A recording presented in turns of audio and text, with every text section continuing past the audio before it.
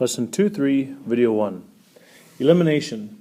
Another method of solving a system of equations is to add two equations together in such a way that would eliminate one of the variables, hence the term elimination. To do that, we need to prep the equations a little bit. So first of all, we would write the system of equations so like terms are aligned. For example, we could have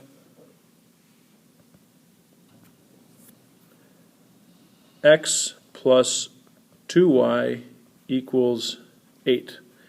Now we have a system of equations, so the second equation would be written underneath it, and it would be x plus 3y equals 2. Now notice that the x's are aligned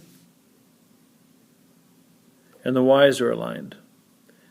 Okay, so that's what we talk about when we say aligned. At that point, we would ask our next part, or go to our next step.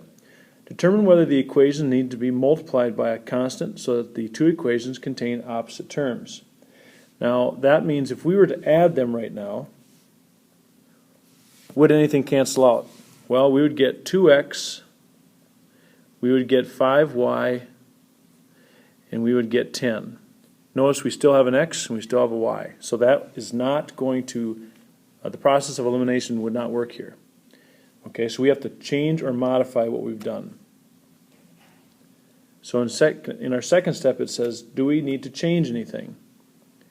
Now, an easy change is to take and multiply, like it says, multiplied by a constant. So I'm going to multiply everything by a -1.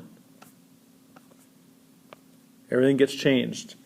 Now if we put them together, x plus a negative x becomes 0x, it's gone. 2x minus 3x gives you negative y, and 8 minus 2 is 6. And if we divide both sides by a -1, we would get y equals -6. So that process of elimination canceled something out, one of the variables out, so we end up with one variable. Now, notice that in our step 3, and I already did step 3 here if you've noticed, it says add or subtract. We are only going to add. Okay? We're going to make it easier for us to follow. And then we've already solved the one up here. We've done this and we've done this. Once we get that variable that we solved for, in this case y, we would substitute it back in and find the other variable. In this case, we would be looking for x. And we'll try some examples from here. So this ends lesson 2.3, video 1.